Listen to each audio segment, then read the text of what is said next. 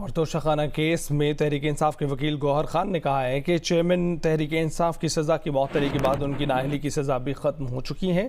Programme capital talk में नायब सदर Lahore high court bar association Rabia Bajwa ने भी गौहर खान की बात की तायीद की। रहनुमा मुस्लिम लीग नून मोहसिन शाहनवाज रांझा ने इख्तलाफ करते हुए कहा है कि चेयरमैन तहरीक इंसाफ की सज़ा मअतल हुई है मगर अभी उनकी नाअहली बरकरार है।